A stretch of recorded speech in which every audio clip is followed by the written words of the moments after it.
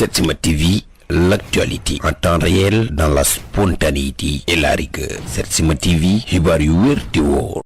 J'espère que vous allez bien et que tout se passe bien pour vous. Quant à moi, je vais hyper bien, alhamdulillah, mashallah.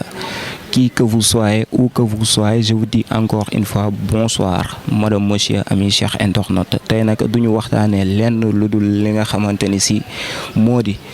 décès yi ni bëri fan yi si biir prison yi ak leneen li nga xamante ni si moo di annulation gàmm bi. xam naa ni Ibou danga may daal di topp rek ñu dem laajte sénégalais ana naka lañu gisee loolu ak lan lañ koy ñaawloo. Ibou topp ma ñu daal di pëtaxlu rek daal di xuus si waxtaan bi. waaw li ma si gis mooy parce que am na lu si leerul quoi parce que tamit nit mënoo ko tëj ba pare rey ko man loolu laa gis quoi parce que tey jii nit mënul tëju nii parce que bu fekkee dafa feebar normalement war nañoo mën di xool di dem di ko nemmeeku si biir ba xam lan moo ko dal parce que doomu aadama nit yàlla moo ko njëkk a fonk quoi d'abord nekku da ngay tëj nii rek mel ne da nga tëj benn ginaar wala benn xar noonu bu fekkee da nga ko si xool santeem fan la toll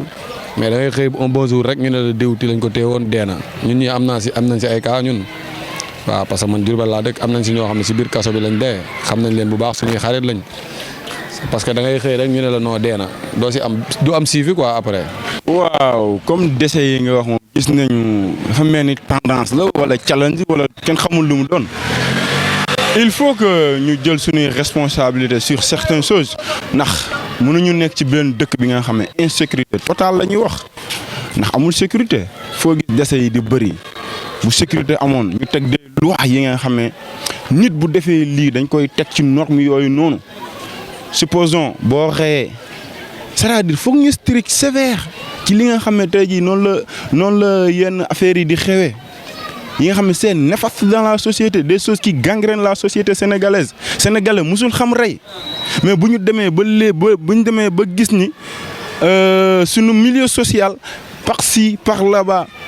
ñëpp ñuy gis ay diw rey nañ ko ñiy rey bi mel ni da ngay naan ndox loolu foog ñu def ay réformes yu bees des projets de loi yi nga xam ne tey jii dina mën a tax képp ki nga xam ne rey nga nit mu leer na ne bu la ko defee dootoo ko defati parce que day doon ay daan yi nga xam ne même bu fekkee dal la fay tëj à vie parce que bakkanu nit dafa fort nañu waxante dëgg balaa ngaa xam ni dafa fort mu jege la ci ku mu doon bu ñu bokkee sa famille rek. su xol beneen lay xalaatee mais def nañ ko ñeneen ñëpp toog il faut que la population sénégalaise jël seeni responsabilités sur des choses qui sont néfastes dans la société ñu xeexandoo ko une bonne fois pour toutes mooy lan décès yi dafa bëri il faut que ça cesse. waaw maa ngi lay fay frère. tur beeg sant bi. man Papa Laye Niang la artiste chanteur auteur compositeur de rock to music. Papa Laye Niang gis nañ ni fan yi décès bi bëri na loolu fii nii ci Sénégal comme tamit lu ci mel ni ci prison yi loolu noonu ana naka nga ko gisee ak ban jàngat nga ci am. waaw loolu d'abord damay wax inna lillahi wa inna ilayhi rajiun ndax kii xale bi mujjee décédé rek muy Ngalbu boobu Ndiaye am na ay liens yu xaw a jege tuuti ci sama côté parents yi nga xam ne côté boobu moo koy jàlle nag seen waa kër.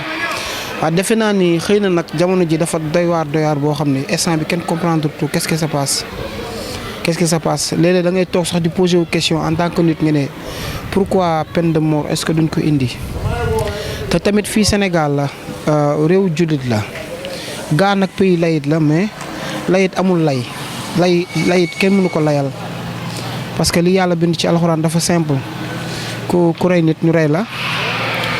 ku gaañ nit sax ñu xool gaañ ba fa mu toll ñu gaañ la lu toll noonu amul procédure amul yéeg ak wàcc amul dossier classé amul dara bu fekkee nag ay jullit lañ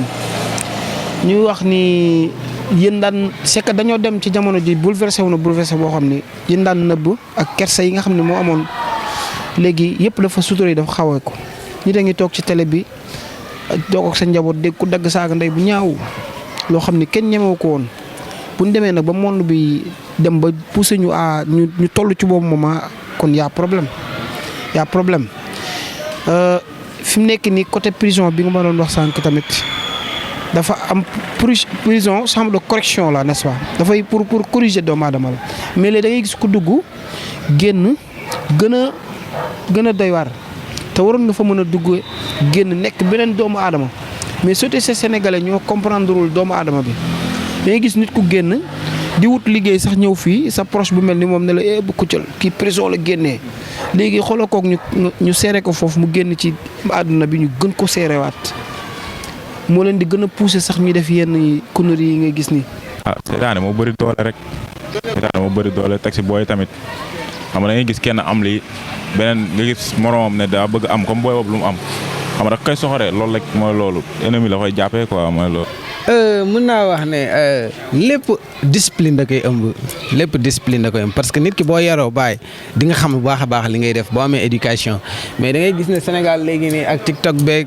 WhatsApp beeg yooyu éducation léegi dafa féetewoo yi dafa jeex tàkk léegi kay yaru moo fi amatul kenn yaratul léegi lu la neex ngay def ñëpp nag mu nekk ñun simple personnes yi mu nekk ñeneen ñi nga xam ne dañoo ce sont des gradés ni ñeneen ñi nga xam ne nii ce sont des éducateurs jàngalekat ñun ñëpp a yem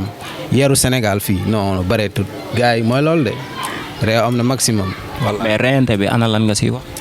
reyante moom bàyyi ñëpp xam nañ ne moom mësta nekk lu nice parce que naka ngay tiimee sa doomu jullit sa moromu jullit su dul sa moromu jullit sax sa moromu doomu aadama di jël bakkanam bàyyi loolu dafa doy waar li ci gën a bari nag moo nekk ñoo xam ne nii dañuy tàggoog seen sago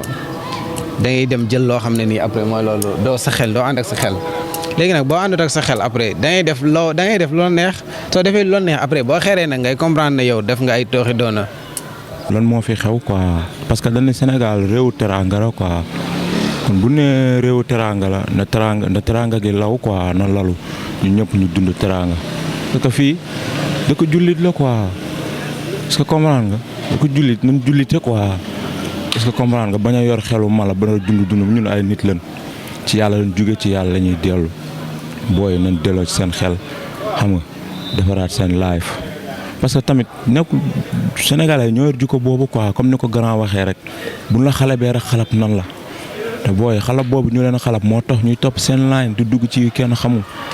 est-ce que comprendre nga ñun bàyyi loolu quoi ñu jàppale booy ñu toll ni